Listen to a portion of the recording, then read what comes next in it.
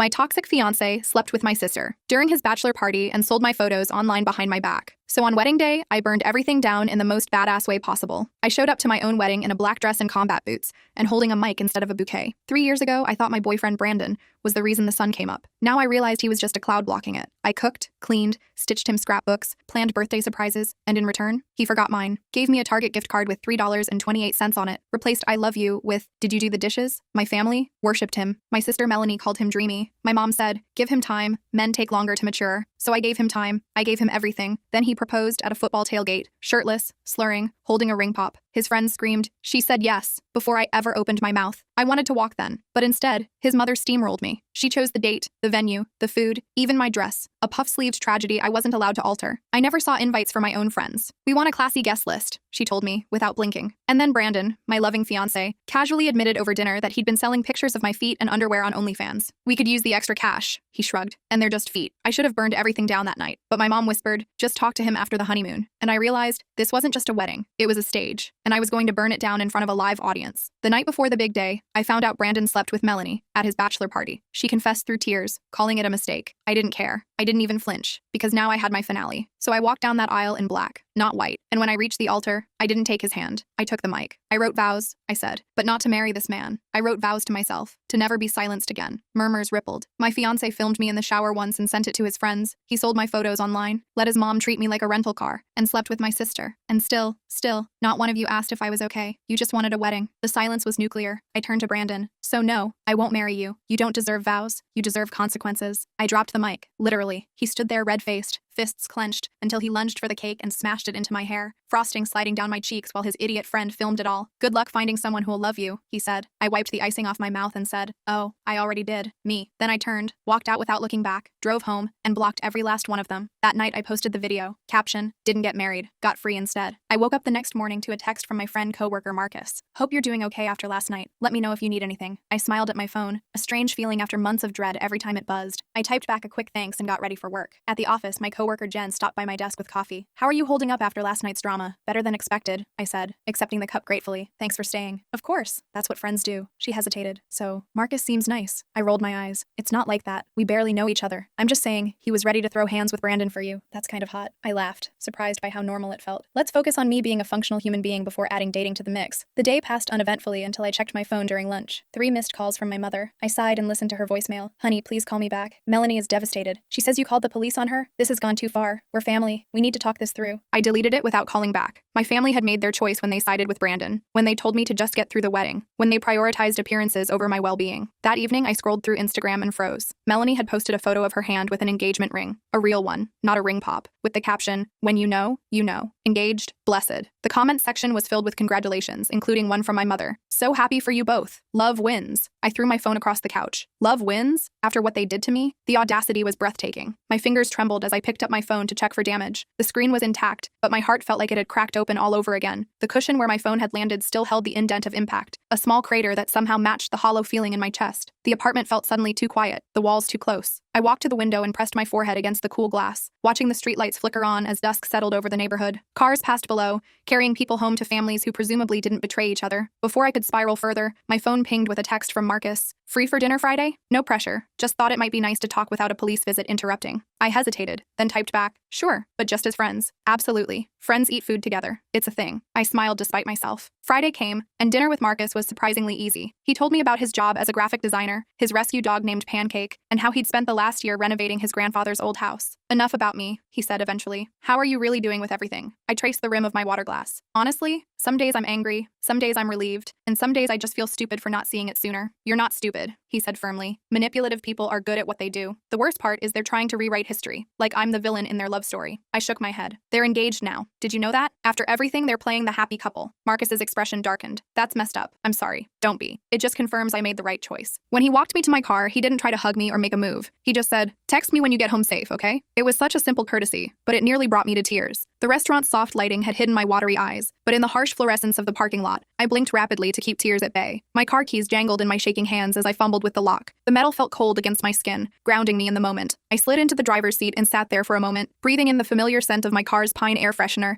and the faint remnants of the vanilla perfume I'd worn for years. Brandon had always complained about that perfume, saying it was too sweet, too common. I'd kept wearing it anyway, one of my small, silent rebellions. The next day, I woke to a flood of notifications. Melanie had tagged me in a post, a throwback photo of us as bridesmaids at our cousin's wedding. The caption read, "Missing my sister. Family disagreements shouldn't last forever. My username, I love you no matter what. Sisters, forgiveness." The comments were even worse. "So sad when families fall apart. Hope you two can work it out. Blood is thicker than water." And Brandon had commented, "Family means everything. Hope she comes around." I felt sick. This wasn't about reconciliation. This was about controlling the narrative, making me look like the unreasonable one who couldn't forgive a simple mistake. I blocked them both immediately, but the damage was done. My phone started buzzing with texts from relatives and mutual friends asking why I was being so harsh on my sister. I didn't respond to any of them. Instead, I spent the weekend deep cleaning my apartment, purging the last of Brandon's things that had lingered in drawers and cabinets. I found a sweatshirt of his stuffed behind the couch and threw it in the donation pile without a second thought. The sweatshirt still smelled faintly of his cologne, that expensive brand he insisted on buying even when we could barely make rent. I held it at arm's length, remembering how he'd wear it after gym sessions, how he'd drape it over my shoulders on cool evenings, only to complain later that I'd stretched it out. The fabric was soft between my fingers, worn thin at the elbows. For a fleeting moment, nostalgia threatened to overtake me, not for Brandon himself, but for the person I thought he was, the relationship I believed we had. I dropped the sweatshirt into the donation bag with a decisive thud and tied the bag closed, sealing away that chapter of my life. On Monday, I received an email from an account I didn't recognize. "Take down the video or we start sharing yours." You know which one. My blood ran cold. The shower video. Brandon still had it, and now he was threatening to release it if I didn't comply. I forwarded the email to my lawyer immediately, adding it to the growing file of harassment evidence. I couldn't sleep that night. Every noise made me jump. What if they leaked the video anyway? What if Brandon decided to escalate beyond threats? I finally dozed off around 4 a.m., only to be jolted awake by my alarm an hour later. I dragged myself to work, exhausted and jumpy. My boss, Kenneth, noticed immediately. "You look like you haven't slept in days," he said, frowning. "Everything okay?" I hesitated. I'd been vague about my personal drama at work, but Kenneth had been supportive when I'd requested time off after the wedding disaster. "Not really," I admitted. "My ex is threatening to release a private video of me." Kenneth's expression hardened. "That's illegal. Have you spoken to the police?" "I've documented everything for the restraining order case, but..." I trailed off, not wanting to admit how scared I was. "Take the day," he said firmly. "Go talk to your lawyer, and let me know if you need more time or resources. The company has your back." I nearly cried at his matter-of-fact support. I thanked him and headed straight to my lawyer's office, where I showed her the threatening email. "This is textbook revenge porn threats," she said, adding it to my file. "We'll amend the restraining order to include this, and I strongly recommend filing a police report specifically about this threat." I nodded, feeling slightly more in control. "What if he actually releases it? Then he goes to jail," she said simply. "Many states have specific laws against this now, but let's hope the threat of legal consequences stops him." I filed the police report that afternoon. The officer was surprisingly understanding, taking detailed notes and assuring me they would investigate. As I left the station, I felt a weight lift slightly. I was fighting back. I wasn't just taking their abuse anymore. The police station steps were worn smooth from years of foot traffic,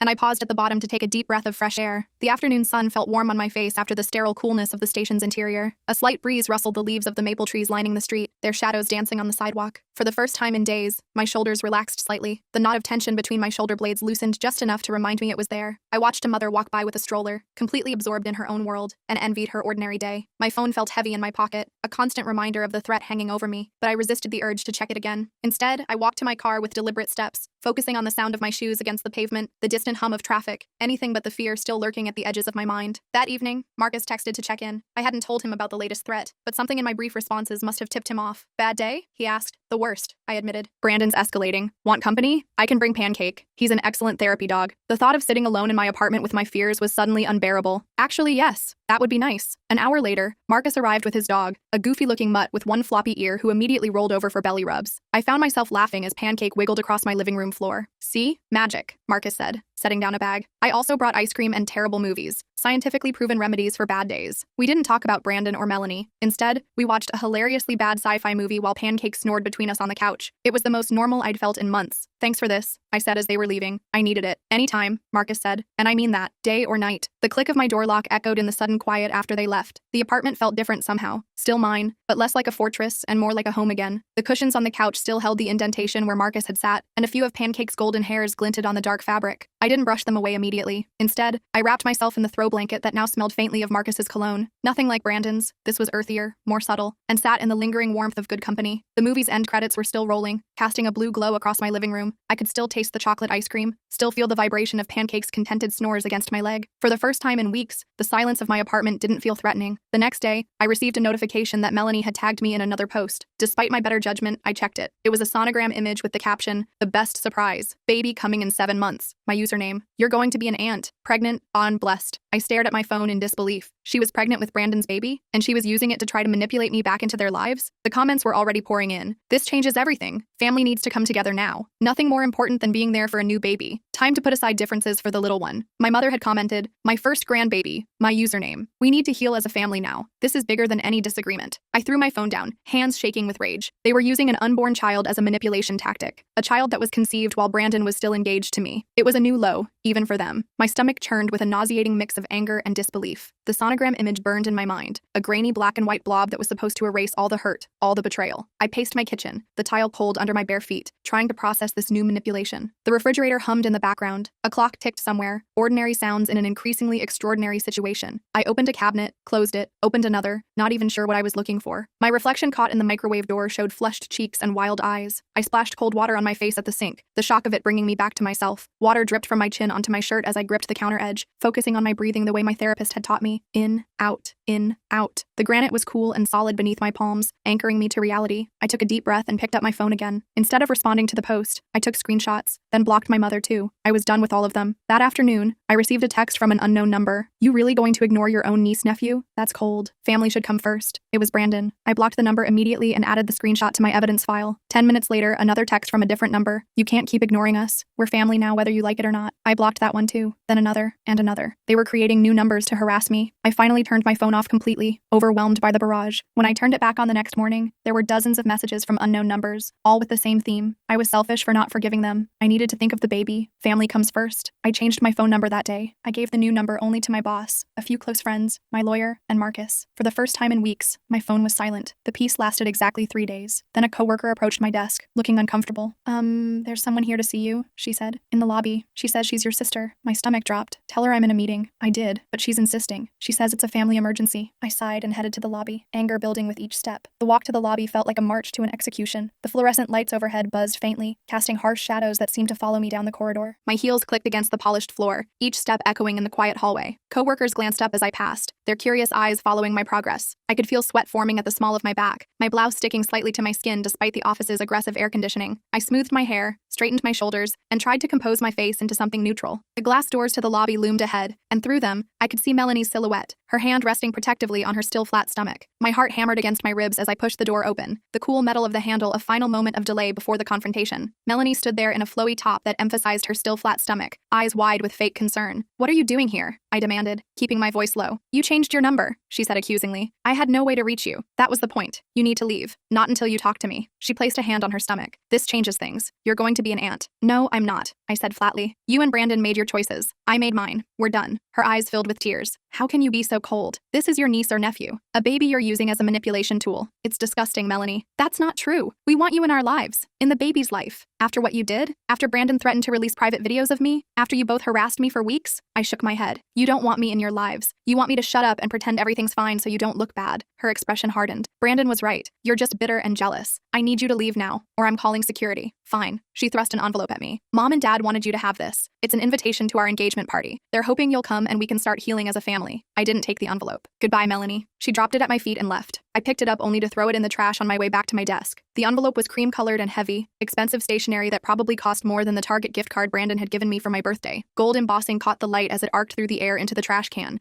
landing with a satisfying thud among discarded coffee cups and crumpled papers. The receptionist pretended not to notice, but I could feel her eyes on my back as I walked away. My cheeks burned with a mixture of anger and embarrassment. Coworkers in the hallway quickly averted their gazes as I passed, their sudden interest in ceiling tiles and floor patterns almost comical. Back at my desk, I noticed my hands were still shaking. I gripped my mouse tightly, trying to focus on the spreadsheet on my screen, but the numbers blurred together. The office sounds faded into white noise, phones ringing, keyboards clicking, the distant hum of conversation, as I struggled to regain my composure. That night, I got a call from my lawyer. "Good news," she said. "The judge has approved the amended restraining order, including the revenge porn threats. Brandon has been served." I felt a wave of relief. "Thank you. There's more," she continued. "The police investigation found evidence that Brandon has been selling those photos for over a year, not just recently. They're considering criminal charges." My hands shook as I processed this. What does that mean? It means he could face serious consequences, but it also means he might escalate before things get worse for him. Be extra vigilant, okay? After we hung up, I double-checked all my locks and windows. The thought of Brandon facing actual consequences was satisfying, but terrifying. Men like him didn't accept defeat gracefully. peacefully. The next day, I received an email from a local news reporter. I'm doing a story on revenge porn and restraining orders. Would you be willing to discuss your case? Sources tell me your ex-fiancé is facing potential charges. I deleted it immediately. The last thing I needed was my story splashed across local news. But the email rattled me. How did they know about the case? Had Brandon or Melanie leaked it to control the narrative? I called my lawyer again, who assured me court records were public, but promised to look into whether anything had been inappropriately shared. She also advised me not to speak to any reporters. The thought of my private pain becoming public fodder made my skin crawl. I imagined local news anchors discussing my case with practiced sympathy, neighbors whispering as I collected my mail, strangers recognizing me at the grocery store. I checked my blinds again, making sure no gaps allowed anyone to see inside. The apartment that had finally started to feel like a sanctuary now felt exposed, vulnerable. I jumped at a knock on my door, only to find it was just the delivery person leaving a package. The cardboard box sat untouched in my entryway for hours while I calmed my racing heart. That night, I slept with my bedroom door locked, a chair propped under the handle, an extra precaution that felt necessary even though logic told me it was excessive. The sheets tangled around my legs as I tossed and turned, my dreams filled with cameras and pointing fingers and Brandon's laughing face. That weekend, Marcus invited me to a small gallery opening where his friend was showing photography. It felt good to do something normal, to be around people who knew nothing about my drama. You seem more relaxed, Marcus noted as we examined a landscape photo. I am, I realized. The restraining order helps, and changing my number. Good. You deserve some peace. As we moved to the next photograph, I froze. Across the room stood Brandon's mother, talking to an older couple. She hadn't seen me yet. We should go, I whispered to Marcus, nodding discreetly in her direction. He understood immediately. Side exit. Come on. We slipped out quietly, but as we reached Marcus's car, I heard someone call my name. Brandon's mother was hurrying toward us, her face tight with anger. Running away again? She called. That seems to be your specialty. Marcus stepped slightly in front of me. Ma'am, we're leaving. Please don't approach. I just want to talk to the woman who's trying to ruin my son's life, she snapped. Do you know she's trying to press charges over some harmless photos? After she humiliated him at their wedding? Harmless, I echoed, incredulous. He sold intimate photos of me without my consent. He filmed me without permission and shared it with friends. Boys will be boys, she dismissed. If you hadn't made such a scene, none of this would be happening. Now my son and his fiancée are expecting a baby, and instead of supporting them, you're trying to send him to jail? Marcus opened the car door for me. We're leaving now. You'll regret this, she called as we got in. Family should stick together, not tear each other down. I was shaking as Marcus drove away. I'm so sorry, I said. I had no idea she would be there. Don't apologize. You did nothing wrong. He glanced at me. For what it's worth, everything she said just confirmed you made the right choice walking away from that family. The car's interior felt like a bubble of safety as we pulled away from the curb. Streetlights streaked past the windows, illuminating Marcus's profile in rhythmic flashes of gold. His knuckles were white on the steering wheel, jaw clenched in controlled anger. The heater hummed softly, pushing warm air that smelled faintly of his cologne and the leather seats. I wrapped my arms around myself, trying to stop the trembling that had overtaken my body. My heart was still racing, adrenaline coursing through me from the confrontation. The city streets blurred outside my window as tears threatened to spill over. I blinked them back, focusing instead on the solid presence of Marcus beside me, the steady rhythm of his breathing, the gentle way he'd placed himself between me and danger without hesitation. The radio played softly in the background, some indie song I didn't recognize but found oddly comforting. As we stopped at a red light, Marcus reached over and squeezed my hand briefly before returning his to the wheel. The simple gesture of support meant more than any words could have. The next morning, I received an email with the subject line, "Last Chance." It contained a single image, a screenshot of the shower video Brandon had taken,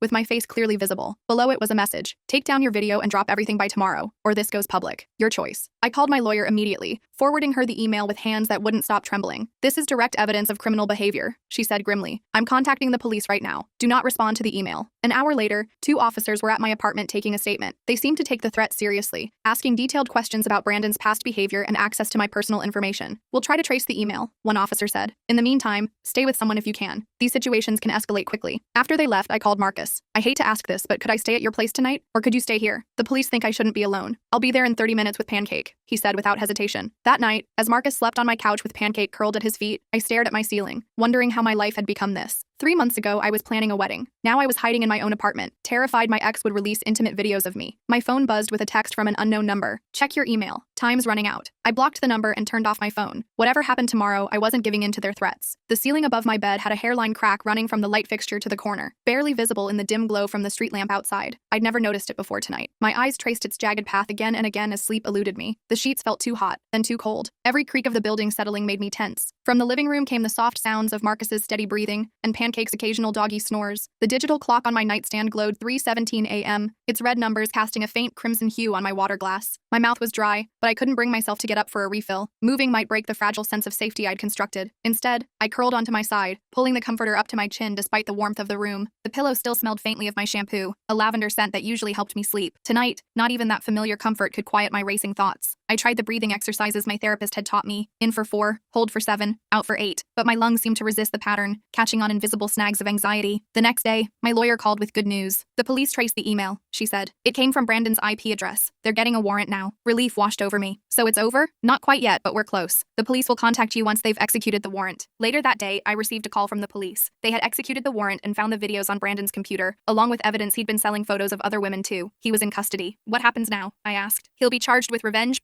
extortion, and violating the restraining order, the officer explained. Given the evidence, it's a strong case. After I hung up, I sat in stunned silence. It was really over. Brandon couldn't hurt me anymore. That evening, as Marcus and I celebrated with takeout, my doorbell rang. I checked the peephole to see my parents standing there, looking solemn. Don't answer it, Marcus advised. But some part of me needed closure. I opened the door but didn't invite them in. We heard about Brandon, my mother said, her voice tight. How could you do this to your sister? She's pregnant. I didn't do anything to Melanie, I said calmly. Brandon broke the law, multiple times. He made a mistake, my father insisted. But sending him to jail? That's going too far. He threatened to release intimate videos of me, I said. He's been selling my photos without consent for over a year. Those aren't mistakes. They're crimes. My mother's expression hardened. You need to drop the charges. Think about the baby. Think about your sister. I am thinking about them, I said. I'm thinking that child deserves better than a father who exploits women. I'm thinking Melanie deserves better than a man who blackmails his ex. You've changed, my mother said accusingly. You used to care about family. I still do. I just finally realized I'm part of that family too. My well-being matters just as much as anyone else's. If you go through with this, you're no longer welcome in our home, my father said. I looked at them. These people who had raised me but couldn't see past their own expectations to protect me, and felt a strange calm. That's your choice, I said. Goodbye. I closed the door gently, not slamming it. I didn't need dramatic gestures anymore. I just needed peace. Marcus looked at me with concern. You okay? Actually, yes, I realized. For the first time in a long time, I think I really am. The door closed with a soft click that somehow felt more final than any slam could have. The wood grain under my palm was smooth and cool, grounding me in the moment. Behind me, Marcus stood in the middle of my living room, takeout containers still open on the coffee table, the smell of pad thai and green curry filling the apartment. Outside, I heard my parents' car start and pull away. No lingering arguments, no tearful pleas, just the sound of tires on asphalt, growing fainter until they disappeared completely. My shoulders, which had been tensed for confrontation, slowly relaxed. The weight I'd been carrying, the obligation to please, to forgive, to put everyone else first, seemed to dissolve, leaving me lighter than I'd felt in years. I turned back to Marcus, surprised to find myself smiling. The living room looked different somehow, warmer, safer, more mine than it had ever been. The soft lamplight cast a golden glow over everything, highlighting the books I'd chosen, the art I loved, the spaces where I'd removed Brandon's things and never replaced them. These empty spaces no longer felt like losses. They were possibilities. The next day, another letter arrived from Melanie. Like the first one, I dropped it unopened into the trash. Whatever she had to say, I didn't need to hear it. I was writing my own story now. That afternoon, I posted an update to my original video. Some of you have asked for updates. The short version, my ex was arrested for revenge, and extortion. The long version, I learned who really has my back, and it wasn't who I expected. Sometimes the family you choose is more important than the family you're born into. Still free, still healing, still moving forward. Within minutes, supportive comments flooded in, but the one that meant the most came from Marcus. Proud of you. The hard part is over. The good part is just beginning. I smiled at my phone, then set it aside to enjoy the quiet of my apartment. The future stretched before me, uncertain but full of possibility, and for the first time in years, I was excited to see what came next. The next few weeks passed in a blur of legal proceedings and quiet evenings with Marcus and Pancake. Brandon remained in custody, denied bail due to the severity of the charges and his history of harassment. My lawyer kept me updated on every development, each call reinforcing that I'd made the right decision to fight back. The prosecutor is pushing for the maximum sentence, she told me during our latest call. They found evidence he'd been doing this to other women too. You're not alone in this. That revelation hit me hard. I wasn't Brandon's only victim, just the only one who'd publicly stood up to him. I wondered how many others had suffered in silence, afraid or ashamed to come forward. One evening while scrolling through social media, I noticed Melanie had made her accounts private, and Brandon's mother had deleted hers entirely. The online harassment had stopped completely. No more tags, no more manipulative posts, no more guilt-tripping comments. The silence was blissful. They're in damage control mode, Marcus suggested when I mentioned it. We were walking Pancake through the park, the autumn leaves crunching beneath our feet. Now that there are actual consequences they're trying to hide, I nodded, watching Pancake chase a squirrel up a tree. It's weird. For years I was the one hiding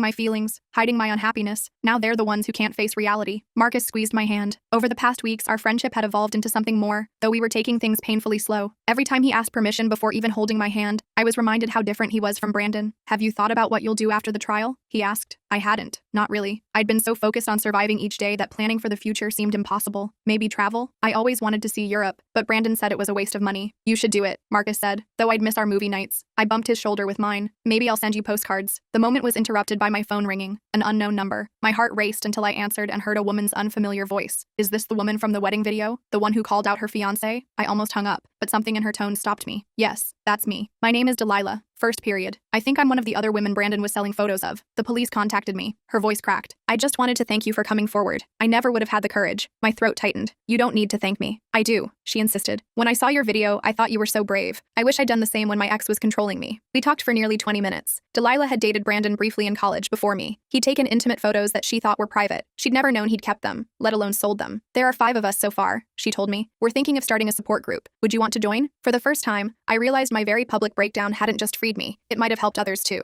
I'd like that, I said. The first meeting of what we jokingly called the Brandon Survivors Club happened the following week at a quiet coffee shop downtown. Besides Delilah and me, there were 3 other women. Grace, who'd dated Brandon in high school, Sarah, who'd met him at a bar last year, and Helen, who'd worked with him briefly and rejected his advances. We shared our stories over lattes, each one eerily similar. The love bombing at the beginning, the slow erosion of boundaries, the way he'd make us feel crazy for questioning him. Did he give you a Target gift card for your birthday too? Grace asked, and we all burst into surprised laughter when I nodded. With like $3 on it? Sarah added. 3.28 exactly, I confirmed, and we laughed harder, the absurdity of it all finally hitting me. By the end of the meeting, we'd created a group text and made plans to meet again. As we were leaving, Helen hugged me tightly. Thank you for being our voice, she whispered, for saying what we couldn't. I hugged her back, realizing that my very public humiliation had transformed into something powerful, something healing. The preliminary hearing for Brandon's case was scheduled for the following month. My lawyer prepared me thoroughly, explaining that I would need to testify about the harassment, the threats, and the unauthorized photos. It won't be easy, she warned. His defense will try to paint you as vindictive, as overreacting. They'll bring up the wedding video. Are you prepared for that? I thought about it, about facing Brandon across a courtroom, about having my private pain dissected by strangers. I think so, I said. I've already survived the worst he could do. The night before the hearing, I couldn't sleep. I paced my apartment, rehearsing my testimony, imagining Brandon's smug face, Melanie's tears, his mother's glares. Around 2 a.m., my doorbell rang. I checked the security camera I'd installed and saw Marcus standing there with Pancake. I opened the door, confused. What are you doing here? He held up a paper bag. Couldn't sleep. Figured you couldn't either. Brought stress brownies. I let them in, grateful for the company. We sat on my couch eating brownies while Pancake snored between us, neither of us mentioning the hearing until Marcus finally said, "You know you don't have to do this alone, right?" I nodded, throat tight. I know. I'll be there tomorrow. So will Delilah and the others. Front row. I leaned my head on his shoulder, letting his steady presence calm my racing thoughts. Thank you. The courtroom was more crowded than I'd expected. My lawyer had warned me that local media might pick up the story, but I wasn't prepared for the rouse of unfamiliar faces. I spotted Delilah and the others in the front row as promised, with Marcus beside them. My parents and Melanie sat on the other side, not looking in my direction. Brandon was brought in wearing an orange jumpsuit, his usual swagger diminished by handcuffs and the seriousness of his situation. He didn't look at me. The proceedings were both better and worse than I'd imagined. Better because the evidence against Brandon was overwhelming. The emails, the photos found on his devices, the testimony from multiple victims. Worse because his lawyer tried exactly the tactics mine had warned about, painting me as an unstable woman who'd humiliated her fiancé publicly and was now seeking revenge. When it was my turn to testify, I focused on Marcus's encouraging nod from the gallery. I spoke clearly about the harassment, the threats, the violation I'd felt discovering Brandon had been selling intimate images without my consent. "And why did you post the video of your confrontation at the wedding?" Brandon's lawyer asked, his tone suggesting I'd done something shameful. I met his gaze steadily. Because for years I'd been silenced, made to feel that my feelings didn't matter, that I should just go along with whatever Brandon wanted. The video was me finally speaking my truth. The judge ruled there was sufficient evidence to proceed to trial. Brandon was returned to custody, and a trial date was set for 3 months later. As the courtroom emptied, Melanie approached me, her baby bump now visible under her loose dress. "Can we talk?" she asked, her voice small. I glanced at Marcus, who nodded and stepped away to give us privacy. "What is it, Melanie?" She twisted her engagement ring nervously. "I didn't know about the photos, or the videos, I swear. But you knew he was still engaged to me when you slept with him," I said, keeping my voice level. "You knew he was cheating." She looked down. I thought he loved me, that I was special. The realization hit me then. Melanie was just another victim of Brandon's manipulation, a different kind perhaps, but still caught in his web of lies and charm. "He made me feel special too once," I said softly. "That's what he does." Tears filled her eyes. "What am I supposed to do now? I'm having his baby. I can't just walk away like you did." For a moment, I felt a flicker of the sisterly protectiveness I'd once had for her. "You can still choose yourself, Melanie, and your baby. You don't have to stay with him." She shook her head, hands protectively covering her stomach. "Mom and Dad would never forgive me. They've already planned everything. The wedding, the nursery. They talk about Brandon like he's some misunderstood hero. And what do you think? Now that you've seen the evidence?" She hesitated. "I don't know what to believe anymore." I reached into my purse and pulled out a business card. "This is my therapist. She's helped me a lot. Maybe she could help you too." Melanie took the card, looking surprised at the gesture. "Thank you. I can't be what you want right now, Melanie. I can't pretend everything's okay between us. But I don't want you trapped like I was either." She nodded, slipping the card into her pocket. "I should go. Mom and Dad are waiting." As she walked away, I felt a strange strange mix of sadness and relief. I couldn't save Melanie. She'd have to save herself just like I had. But maybe, just maybe, I'd planted a seed. 2 weeks before the trial, I received a letter from the prosecutor. Brandon had agreed to a plea deal, guilty on all counts in exchange for a slightly reduced sentence. I wouldn't have to testify in open court after all. How do you feel about it? Marcus asked when I told him. I considered the question carefully. Relieved, mostly. But also, I don't know. Part of me wanted to face him one last time. To say what? That he didn't break me. That I'm stronger now than I ever was with him. Marcus smiled. I think he already knows that. It's why he took the deal. The day Brandon was sentenced, I didn't go to the courthouse. Instead, I took the day off work and went hiking with Marcus and Pancake, climbing to a viewpoint overlooking the city. The autumn air was crisp, the leaves brilliant shades of red and gold. My phone buzzed with a text from Delilah. 15 years, no possibility of parole for 8. It's over. I showed Marcus the message, a wave of emotions washing over me, relief, vindication, and finally, freedom. Real freedom. Not just from Brandon, but from the fear he'd instilled in me. What now? Marcus asked, his arm around my shoulders. I looked out at the city below, at the vast sky above, at all the possibilities stretching before me. Now I live, on my terms. When we returned to my apartment that evening, there was a letter in my mailbox, Melanie's handwriting, again. For a moment, I considered tossing it unopened like the others, but something made me pause. I opened it carefully. Inside was a sonogram picture and a short note. It's a girl. I'm naming her after Grandma Rose. I've moved out of Mom and Dad's, started therapy. Thank you for the card. Maybe someday we can talk again. Mel. I traced the fuzzy outline of my niece in the picture, a lump forming in my throat. Not forgiveness, not yet, but perhaps, someday, a new beginning.